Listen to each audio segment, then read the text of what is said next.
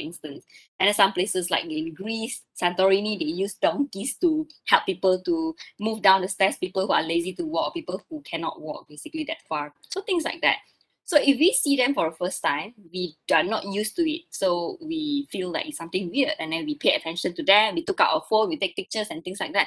But people in certain countries that are used to it, as I give examples just now, India, the desert, or even in Greece and things like that, they are normal. It is has are basically normal to them, and then it's called habituation. So it became a habit to them. It's normal. So that is called habituation, something that you are used to, and it's harmless as well. I mean, of course, it's not like lions or tigers walking out there that might kill someone, but elephants are basically harmless. That's why they use elephants. Okay, but of course, when there are too many of them, it might be bad as well, might be harmful. But then we are talking about trained animals that are safe basically to be on the streets together with humans. Okay, and then sensitization, on the other hand, is basically something that is not supposed to be. You are not supposed to feel harm by it, but then when you tie it with an event of trauma, basically you are basically feel like you are sensitized towards the situation, and then you will feel that it is a stressful situation. The example that I'm giving you here, if you see on the right, like on the right top right of the picture, this one here, the lady was sitting in front of facing a window basically on her desk, right? She is relaxing because she sees the sun outside and then things like that. Okay, although it looks a bit dark, but the picture is like that. Okay, but then she doesn't seem stressful, and then she's just enjoying the sun coming in. Okay, and then on the other hand, the one below here is a guy you can see that is looking a bit depressed from the sun. But why is that? It can be that the person has been kidnapped before, okay, being put in the confined space and a very dark room. The only thing that can help the man to tell between the day and the night time is basically through a small peephole that comes in, and then the light can come in during the day and things like that. So when it's dark, the person is scared or maybe things like that, okay? So he was there basically for weeks and weeks. Every day he will just wait for food, that just a little bit of food, and then he was traumatized in there. Maybe he was tortured as well when he was in the room. So whenever he sees lights coming through or a small hole, he will remember that event where he was in a confined space, where people capture him, he was kidnapped, things like that. So it gives him the situation where and something that it reminds him of a traumatizing event. So he has been sensitized to not like the situation. So it became a traumatic event for him. Okay, so that's basically habituation and sensitization. And then we moving on to associative learning. Just now, sensitization and habituation was not associative learning. This is associative learning. The first one we're going to talk about is classical conditioning. Okay. And then we're going to move on to operant, cognitive, observational, and social learning theory. Early research on learning, from behaviorist perspective, they assume that behavior is better understood in terms of external causes rather than the internal ones. Anything that comes from outside, basically, outside influences. Okay, so simple associations are the building blocks of all learning. Basically, the law of learning are the same for different species and different situations. That's why, as I said just now, animal study, we can replicate them in humans as well, but we do it on animal first. Okay. In light of later work, these assumptions are then modified. Contemporary analysis of learning and cognitive factors or biological constraint. So newer studies, they tend to include the cognitive element as well, that we will see after this. Okay. So the first theory that I'm going to talk about today is classical conditioning. What is classical conditioning? It is a learning process in which the previously neutral stimulus becomes associated with another stimulus through repeated pairing with that stimulus. And it was introduced by a Russian physiologist, Ivan Pavlov. Okay, he was basically initially he wanted to study digestion, and then he used dogs to study salivation when dogs were presented with meat powder. Okay, so this is called Pavlovian or respondent conditioning, his experiment. So in his experiment, he used this very smart breed of dog called the German Shepherd. They even use it in canine unit as well, in the police canine team. Okay, so they are very smart, obedient, and then they listen to instructions as well, basically. So they can learn basically from experiment. So Ivan Pavlov put an apparatus for this Pavlovian conditioning, whereby a tube carries saliva from here, from the dog's mouth to a lever basically that activates a recording device far left. During the conditioning, various stimuli can be paired with a dish of food placed in front of the dog. So what happens during this situation is when the element called neutral stimulus, or short form NS, stimulus that does not evoke a response, bell. So in this experiment, what Pavlov did was he used a bell to try to invoke a response from the dog.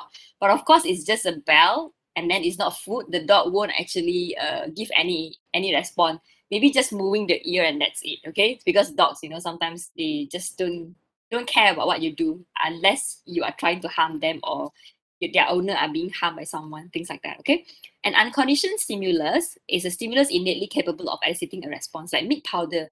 Regardless of whether or not you try to pair it with anything, meat powder is still food to the dog, and then the dog smell it. The dog will give response like rushing towards it if you don't put them on leash, for example. Okay, conditioned stimulus is a stimulus that evokes a response because it has been repeatedly paired with an unconditioned stimulus. So when you pair, basically if the dog knows that, Ivan Pavlov ring the bell and then introduce the dog with the meat powder. So the dog knows after a while that every time I hear the bell, there will be food. So I will, of course, give response to the bell because I know food is coming. So this is what the experiment is about. Unconditioned response is an innate reflex response elicited by an unconditioned stimulus that reflects salivation. So after a while, every time Ivan Pavlov ring the bell, even before he give the food to the dog, or even bring the food out, the dog will start to secrete a lot of saliva. So that's what it's called reflex salivation from just the bell without the food. Conditioned response, a learned response elicited by conditioned stimulus, that is a salivation. Okay. So reflex salivation is when just the food. Salivation is we will see from the pictures here so that I don't confuse you further.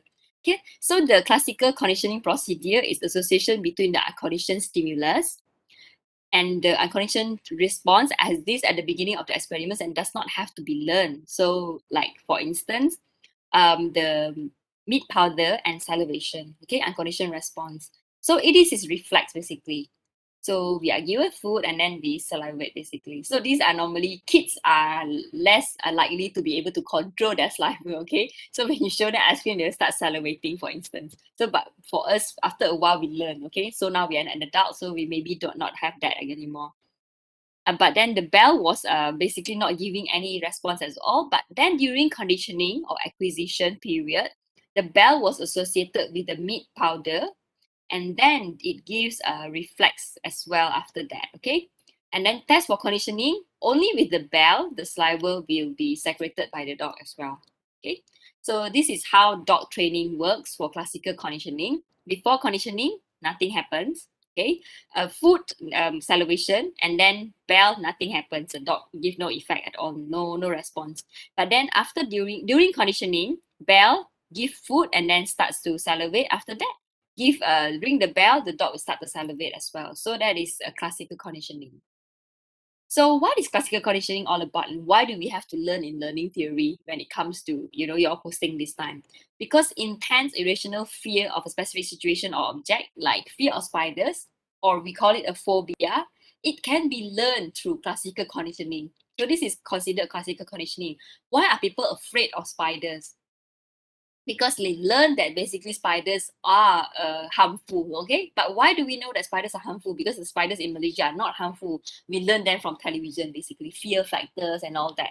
And then people in Australia are afraid of the killer spider tarantula that can actually kill you when it stings you. Okay, so we learn from that to become afraid of something. Okay, and desensitization, gradually exposing phobia people to fear stimuli while they stay calm and relaxed. So you can learn what's anything that you have learned, you can unlearn them through any of these ways basically. So if you get sensitized by spiders based on previous experience, you can be desensitized again after that. Okay, so it helps people with phobia basically. Vicarious classical conditioning is when we learn to respond emotionally to a stimulus by observing another's emotional reactions. Okay, so this is vicarious learning is example of anything that you have learned the danger of everything, even though you haven't gone through those dangers or being harmed by those dangerous situations. firsthand. That means it's not you who experienced, but you saw someone else experiencing it. So how do you know that you have to watch out for a red light before you cross the road, right? Or maybe the pedestrian crossing. How do you learn that you have to basically cross safely and look left and right before you cross? Because teachers teach you, even in television, they give a lot of advertisement about how to be safe. So you, and then they show that if you don't look to the left and right, what's gonna happen when you cross the road is when the car comes, you're gonna get hit. The person get hit by a car, right? And then we learn through that. We don't have to go to first-hand experience to learn how dangerous it is. Okay. And aversion therapy is an example of how to the application of classical conditioning can happen. Okay. In classical conditioning, these are basically all the explanation that I've given before. So if you, it's talking about here in a nutshell, right? If you want to teach an animal or organism something novel, something new, so you want to teach them a new trick, you cannot use classical conditioning, okay? So you want to teach your dog to play catch, for example, or want to teach your cat to jump high up or do some tricks before you give them food or something. So you have to persuade them to do the trick first, and then it is through operant conditioning, and it's not through classical conditioning, okay? So after you learn operant conditioning, later on you can start to train your pets at home or something, okay? So operant conditioning is learning based on consequences of responding. So anything can invoke a response. For instance, you give someone reward or you punish someone. So when you receive punishment, of course, you're less likely to do something. And then when you receive a reward, you're more likely to do something. Okay, I'll show you after this. Certain responses are learned because of they operate on or affect the environment. Okay, this is an example of operant conditioning. Sorry, operant conditioning. So Thorndike introduced this law of effect in year 1898. He conducted animal study whereby he put a hungry cat in the cage and then a fish outside of the cage. So what the cat tries to do, okay, I'm in the cage, I'm hungry, I need that fish. So what the cat tries to do is try and error basically inside. And then when the cat finally received the fish or managed to open the cage, right? And manage to get the fish from inside the cage, what happens is that the cat is going to do the same thing again. For instance, like pressing on the button, the cage opens or the fish comes in, and things like that. So the cat will do it again and again to get more and more fish when it's hungry. So the law of effect is responses that lead to desired effect are repeated. Those that lead to undesired effects are not. Let's say if the cat tries to get the fish, what happens when the cat tries to press on the button? Is not only that the cat is not released from the cage, or not that the fish didn't come into the cage for the cat, but the cat received something else, an electric shock. So do you think the cat is gonna press the button again? Of course, the cat is gonna refrain from pressing the button. Okay. And then if response, and as I said, right, this has been explained just now. So, and then after that, B.F. Skinner decided to replicate Thorndike's experiment just now. But then he feels like using cats, right, is going to need like a bigger box and then more costing as well, because he needs to replicate this experiment using more of these devices. So he feels like I will just do it a simple version of the experiment. I will follow. I don't have to use fish. It's too troublesome. I will just use some food pellet for the rat, for instance. So this is what he did. Okay. So he put a hungry rat. Sometimes he used pigeon as well. He did use pigeon as well in his experiment. So there's a protruding bar, as you see that the one that the rat is holding over there, okay? Protruding bar with a food dish beneath it. And then the food dish beneath here. So whenever the rat being put in this container, whenever the rat press on this lever here, the food will be released into the cage, okay? So the rat can then get unlimited amount of food, keep on getting food and getting food. Okay, so this is positive reinforcement. The rat knows that if I press on this lever, I will get food. However, Skinner then realized that if he then tried to disconnect this food bar. So whenever the rat pressed on this lever to get food, he didn't get anything. He didn't get any food at all. So what's gonna happen? Pressing rate then diminishes. You don't get anything, so you don't want to work towards it anymore. So you just keep quiet in it. Okay. So these are the process and then behavior, consequence, and effect on behavior. Positive reinforcement is when the response to press liver, and then rewarding stimulus presented, food delivered. So the tendency of the rat to press the liver increases. So the rat will keep on increasingly pressing on the liver to get more food until it is full. Okay. So negative reinforcement also going to reinforce you to do the behavior again and again. So why is that? Imagine the rat being put in a box. Not just that the rat is being put in the box, but it constantly experiences electric shock in it. So of course the rat will try to, bump here and there to try to escape from the box because you want to end the torture, of electric shock. So what happens is the rat then noticed the lever, and then the rat, whenever they press on the lever, the electric shock will be removed for instance, maybe 3 to 5 minutes, and then the rat will have to press it again after 3 to 5 minutes ended, and then the electric shock is back. So the tendency to press the lever will be increased as well because the suffering will end whenever the rat press on the lever. Okay, so these are both positive and negative reinforcement, but both will increase our chance of repeating the behavior again and again. Okay. So the principles of operant conditioning is consequence of a behavior determine whether it will be repeated. A pleasant consequence increases the chance a behavior will be repeated, and unpleasant ones, you will decrease the chance of it will be repeated. Okay, we will see punishment after this. These are what it means by unpleasant consequence. Reinforcement is, as I mentioned just now, delivery of an appetitive stimulus or removal of an aversive stimulus. So both ways, you increase your chance of repeating your behavior.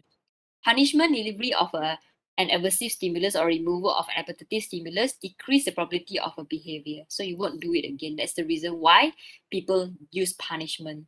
Okay, so these are positive and negative reinforcement, as I explained just now. So the effect will be increased, so the behavior will be repeated. Okay.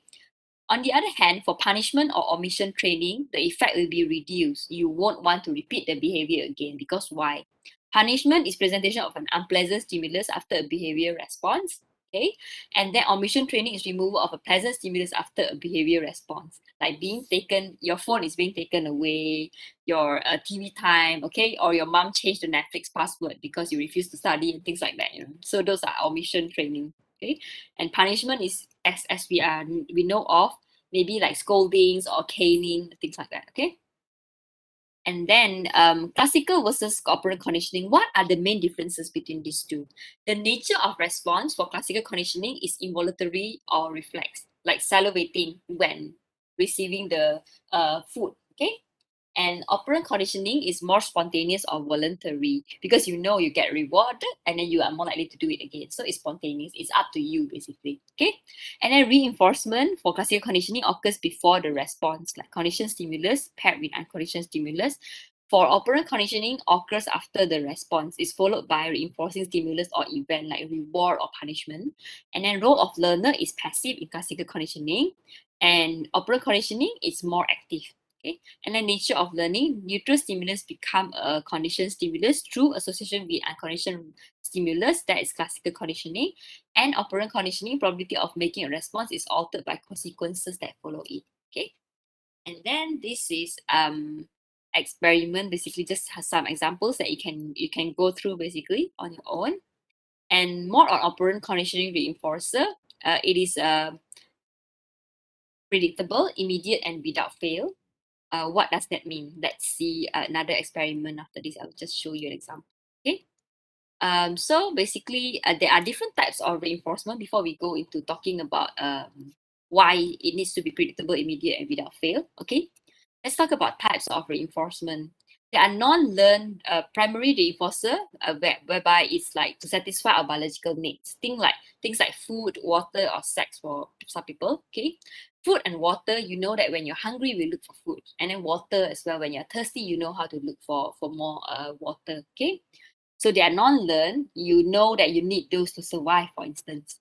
Secondary reinforcer, if you don't know, you haven't learned the value of them before, you wouldn't actually know what it means to have them. Like for instance, when you were younger, you don't know the value of money and what money means. You don't know, maybe we don't know like we have to buy something using money. Okay. So we don't value money. We value things more than money back then when we were younger. But kids these days, they know that everything needs money. So they will say, Mommy, buy, for instance. Like my son, who is 2.5 years old, he knows that you need to buy something in order for them to be here. Yeah, things like that. Okay. And then token reinforcer, they are tangible secondary reinforcer, like stars, poker, and casino chips. You have to pair them with something in order for it to have meaning to you. What are stars? When kids who are younger, right, teachers will give them stars on their books when they do well, basically, or then when they color nicely, or they took like they put a lot of effort into doing something, so the teacher will give them stars. So it means something to them. But poker or casino chips, only people who has experience winning, or who likes to gamble, people who are addicted to gambling, or maybe people who enjoys gambling, not just addicted. So they know what it means, okay? And using tokens or star charts as well for kids, right? When you want to train them to do certain good behavior, like saying thank you and things like that, for kids who has a problem with socializing, for instance, they didn't know how to go out and socialize with people, like kids with autism, for instance. They don't have eye contact with you. So whenever they give you an eye contact, you want to give a star to them on the chart. So whenever they completed the first week, like 5 stars in a day, so you will give them a tangible reward. Okay, something that they can see, and they have to do it immediately as well. But why is that? So we will see. Okay. Operant reinforcement most effective when given immediately after correct response. Effectiveness of reinforcement is inversely related to time elapsed after correct response. Okay, so this is based on an experiment. Okay, so this was based on the Skinner box experiment. So when you remove the reward, the pressing will then reduce as well. Okay, so Skinner realized that basically, yeah, this is what happened to the graph, right? Okay, so when you delay the response, right, you delay reward, the rat won't press it again because it thinks like, oh, it's not coming. So after that, oh, it comes suddenly. So okay, the rat didn't know how to pair it with the reward with the pressing, basically. So that's what it means. So it's the same thing as punishing as well. When you want to punish someone, when you are being punished when you were younger as well, remember that it needs to timely and consistent as well. Those are the keys to punishing someone. Severe punishment, like intense punishment, capable of a suppressing response for a long period. So this example is caning in prison. Okay, so why normally we see people who, the rapists that get caught and charged. Normally they are given 24 strokes throughout the time in the prison, right? And then we would think that they deserve more strokes. But do we actually know that how this caning works or not in prison? So normally it is very intense. The people who are giving the strokes, right? They are very strong and maybe very big in size as well, and they don't care much about how you are shouting and all that. So they will basically stroke and then pull so that it will be an open wound, and then they wait for you to heal, but not 100% before they give you a second stroke again, maybe in a week time or something like that. So you remember the intense pain, and then maybe then they won't commit the same offense again. Who knows, right? Unless the person is a psychopath, and then they feel like punishing is just not doing anything to them. They don't care about, they're not afraid, they are fearless, and then they don't care about this pain as well because it doesn't hurt them that much. Things like that, okay? And some of them are sadistic as well. They enjoy being in pain, things like that, okay? So it's important to know what type of people deserve what kind of punishment. And mild punishment, weak punishment usually only temporarily slows responses, like teachers shouting at their students, basically. Okay, when the students are too noisy. But then after half an hour, the kids are going to go back to being noisy. Maybe after 10 minutes and things like that. Okay, or maybe like teacher using ruler to hit on the table to scare the students for a while. Okay, so these are just mild punishment, not directly towards the student. But then, as we know, like punishment can be dangerous. So because first thing, it can reinforce the punisher. Some people, they like to create pain towards others. Okay, like people who are sadistic, for instance, they enjoy punishing others. And generalized inhibiting effect. Some people, when you punish them for one behavior that they do, they are more likely to generalize them towards the other things as well. For instance, I can give an example of a child who was late at home, back at home, because he stopped by, and then he stopped by to help his friend who fell down from the bicycle or something like that on his way home. But then he was half an hour late because he sent his friend home, but he reached home late, and the mom was worried. So without asking why he was late or asking for an explanation, the mom caned the boy. So the boy after that didn't want to explain. The mom didn't even explain why I punish you and all that, because she was worried and all that. So most parents, they don't explain why they punish the kid, and then they didn't even ask for explanation from the child. And then for even given the chance to the child to explain for themselves, to defend themselves. So then the child will think, next time I see someone, someone in trouble, I couldn't help them anymore. I wouldn't be helping because I tend to put myself into trouble for helping people, things like that. So they tend to generalize this inhibiting effect as well, so which is can be quite bad. And then of course, they tend to dislike the aggressor or the punisher, and they tend to then seek revenge towards the punisher. So there are research whereby parents who are being harsh, when the kids grow up, the kids will then use aggression towards the parents, like shouting at them. Some kids even go as far as beating up the parents as well. Whereby if you just Google search for anak memukul ibu and things like that, there are a lot of cases like that apparently in every year.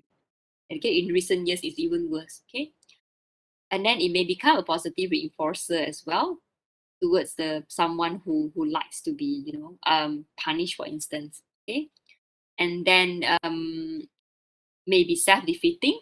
People who punish, parents who punish their kids, for instance, they will feel upset because they have to go as far as punishing their kids because kids won't listen, for instance. Okay, especially kids with diagnoses, like certain diagnoses, and then they are more. Parents will use the word stubborn, won't listen. Actually, they don't understand that the kids cannot understand that well. Some of the children are non-verbal, for instance, autistic. Okay, so they have difficulties and all that. And then punishment, learning concept. There are aversive stimulus that is painful or uncontrollable. Things like, as I said just now, electric shock towards the mice in the box, for instance. Escape learning to make a response in order to end an aversive stimulus. Avoidance learning to make a response to avoid, postpone, or prevent discomfort, like avoiding to have medical checkups, perhaps, or even going to the dentist. Okay. Okay, so next is escape and avoidance learning. So these are basically example of a rat and in the box as well. So this experiment has been basically talk about escape and avoidance. So how does the mouse or the rat learn to escape from the box? Okay, so after they are often studied in a shutter box that is being shown here. So when the rat is in this box on the left, okay, so what happened is that the rat will receive electric shock. Okay, so the rat will learn how to escape from this electric shock by going to the next box.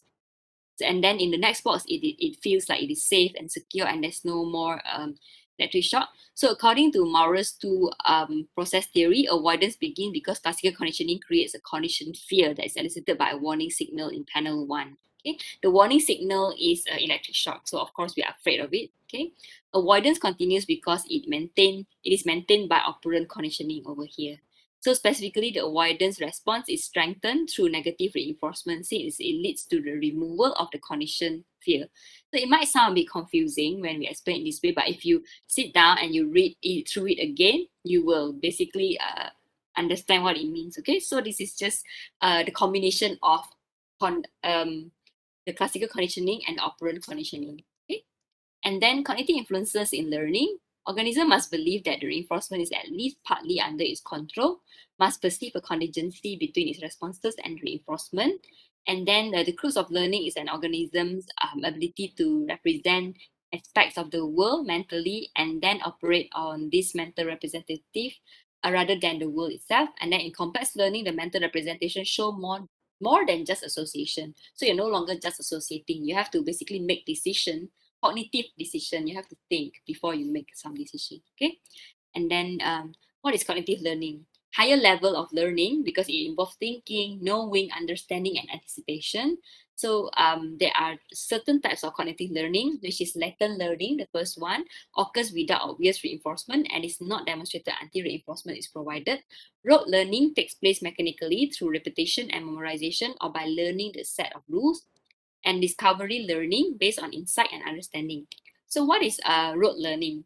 Rote or latent learning. Okay, this is an example of a latent learning. Okay, so I give explanation down here, which is trying to help you understand better. And then previously I just give this and then I explain. After that, student wants to read the note, they are lost again, and then they're gonna ask me again. So it's okay if you want to read through it again after this, it's fine. As well, if you want to ask for explanation, I feel free to do so as well. I'm happy to do that.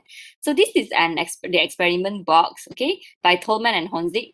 They demonstrate latent learning by rats. So how do they do this experiment basically? So there's this box of maze, okay? Maze is like, a box that has a different type of rocks. So this is the starting point. This is the food box. So the rat is being put in there every day. So imagine just putting the rat in there. So the rat will go from start, and then after that it will keep on moving and moving because it doesn't know what it should be doing inside, right? After that, it gets to the food box and then it gets rewarded with food. Okay, so that's the whole basis of this experiment basically. Result of the experiment is different types of different. There are three different groups basically. So the aim of the next experiment is to demonstrate that rats could make navigational decisions based on knowledge of the environment rather than their directional choices simply being dictated by the effects of reward. Okay, so the procedure is there are three groups of rats. They have to find their way around this maze here from the start to the end of the food box. Okay, at the end of the maze there was a food box. Some of the rats get to eat food, some did not, and some they only get the food towards in the next half of the experiment. Okay, so group one, they are being rewarded every single day for 17 days when they get to the end of it. They get to from the beginning here, start box, to the food box, which whereby is the end line, okay, the finishing line. So they get food. So every single day they get to the end, they get food. So of course they are complacent. They feel every time I get to the end, I will get food. So it's fine. Even if I go slow or go fast, I will still get the food. So I will just choose to go slow lah. Okay, so that's group one. For group two, it's delayed reward.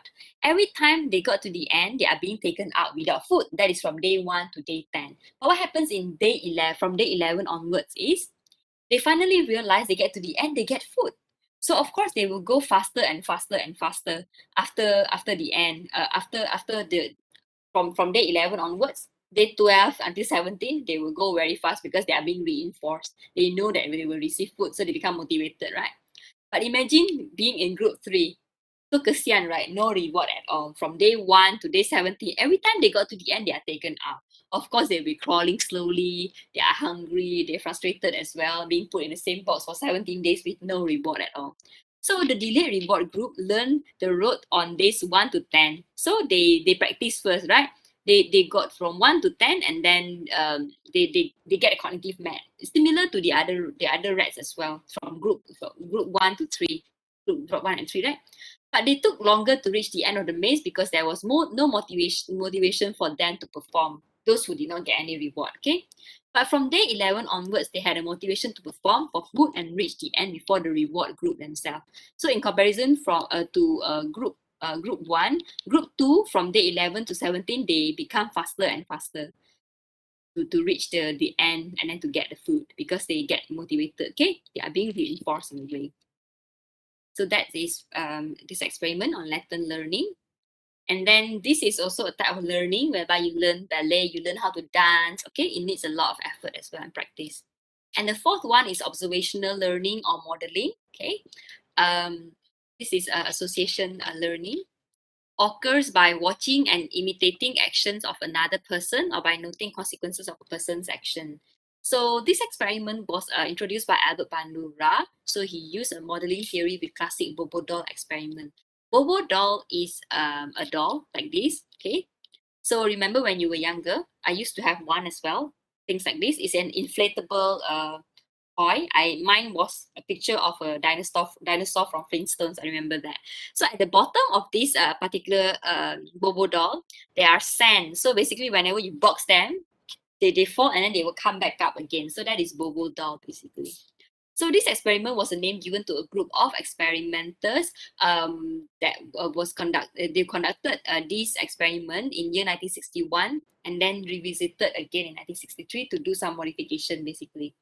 So it revolved around children's behavior and watching adults model act aggressively towards the Bobo doll. So they will see adults punching the Bobo doll and kicking the Bobo doll and things like that. So there were different variations of this experiment, which the most notable one was seeing the adult getting rewarded or getting punished or experience no consequence for beating up the Bobo doll. Imagine the kids watching the adults punching the doll, and then coming out the adults get reward for punching the doll. Of course, when they put the kids into the room, the kids will then do the same thing because they think they will get rewarded as well.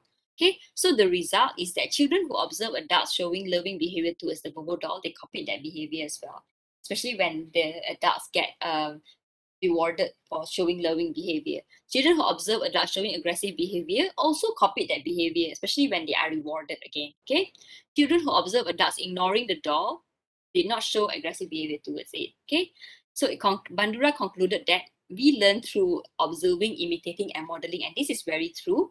This experiment and these findings are applicable even up to this day, although it has been there for many years. Okay, and then you not only that we learn to being rewarded firsthand, okay, or being punished, ourselves being punished, but we can also learn from watching somebody being rewarded and punished as well. Okay, so these are effects of observational learning. Okay, this is a graph of a finding that they found in a study in the Canadian town. So in different towns, there are town A and town B and all that. So this is a finding from one of the towns before they are being introduced with television. So we said that pengaruh that television right back then, we always say that television is what makes us bad, and then kids will learn aggression from television, for instance. And then this was found in 1986 from this study by Joy et al. This is basically they compile the data from this experiment. So what happens is before television were being introduced, aggressive behavior acts per minute were quite low basically, and then it increased more than doubled in this town when the television are being introduced basically. So makes us wonder, right, what kind of show were on the television in year 1986. Was it like Bruce Lee and all that? It could be, right, because back then those are the kind of shows that they have. And then in Malaysia, what we have was P. Ramlee at that time. Okay, so this was in Canadian town. And then just by watching television, we learn the behavior. Imitation is more likely to happen when subjects of observation is seen as smart, popular, or talented, and of the same gender or age. Subjects of observation is rewarded for the behavior. So what kind of examples can we give here? So example, the one thing is everyone wants to become a social influencer these days, and more people wants to become them. Why is that? They want to have their TikTok channel because they know that that is how you want to be famous, successful, and get money as well out of it.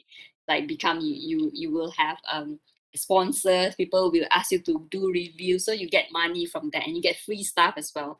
So especially when the person who does it is the same gender as you are, so you're more likely to do it as well, and then the same age as well. Okay, so they get rewarded. Of course, they get a lot of money as well. Like you see social influencers, a lot of them, like medical doctors as well, they become influencers and then they are rewarded. Okay, steps to successful modeling. How do we model people? How do we do it? We pay attention to them. We remember what they did to become famous. Okay, must be able to reproduce model behavior.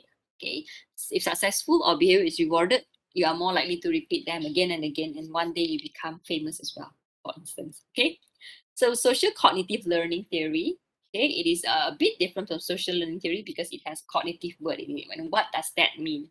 Okay, it was again introduced by Bandura. Bandura added element of cognitive in it, but why is that? Okay, so what does it mean? So according to this particular model here that was introduced by Bandura, so these three personal, environmental, and behavior are interrelated. because the first one is personal, that is self-efficacy. It influences our motivation to perform various actions and one's belief in ability.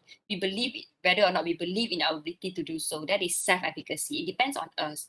And the second one is environment. Attentional processes account for the information that is selected for observation in the environment. People might select to observe real-life models or models they encounter via media. Okay. And then after that, models can also increase or decrease the observer's belief in their self-efficacy to enact observed behaviors and bring about desired outcome from those behavior. So it depends on their performance as well. If they perform well, like they get better and better or richer and richer, more and more followers, so they are more likely to follow them. So based on these three, they are interrelated, and that's how it works. Okay. And then we have covered all the theories basically for today. And what I'm going to do is I will send these slides to you guys for to read through again. And then if you have further questions, you can ask me after today. Or I can open now as well for you guys to ask questions, and feel free to do so. I'm more than happy to answer. Anyone has any questions to ask?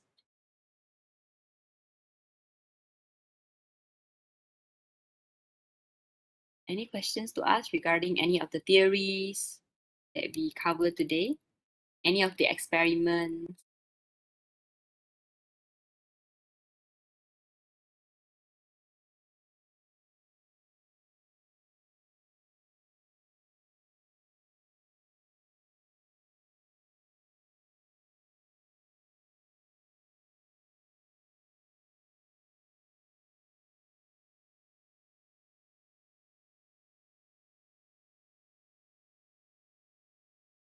Okay.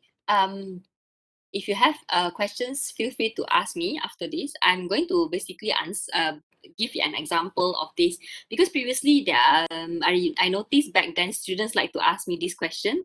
They like to ask me to give an example of escape and avoidance learning and how can this be related to human behavior.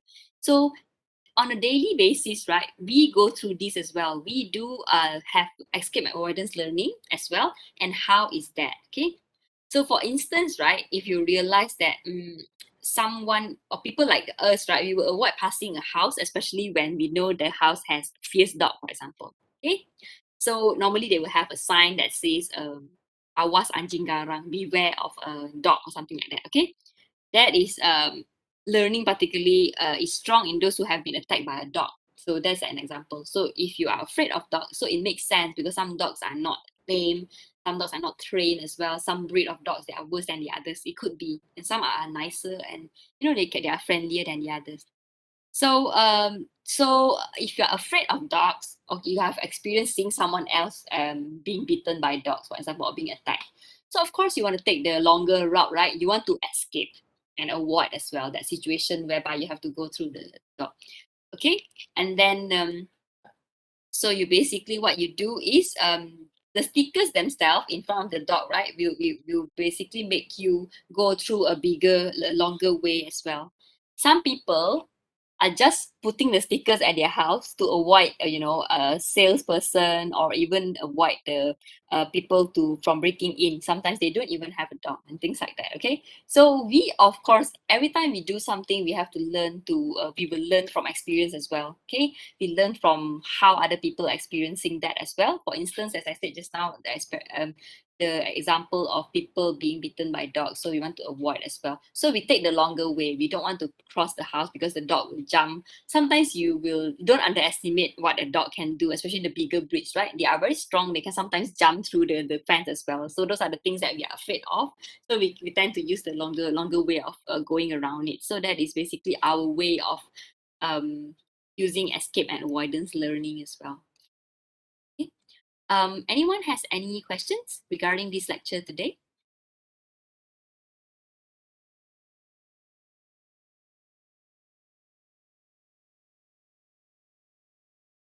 So if you don't have any questions, we can end our lecture here. But don't forget to fill in the attendance form that your Alif has posted in the chat box. Okay.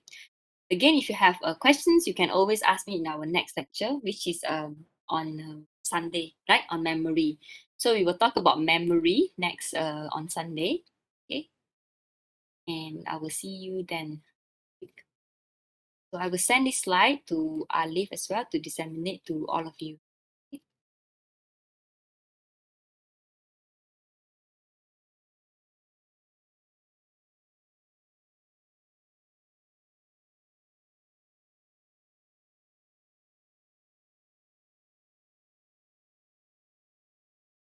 Thank you, Doctor. All right, guys. Thank Thank you so you, much. Doctor. Thank you, Doctor. Okay, thank you. Thank you, Have a Doctor. nice day. Thank And you.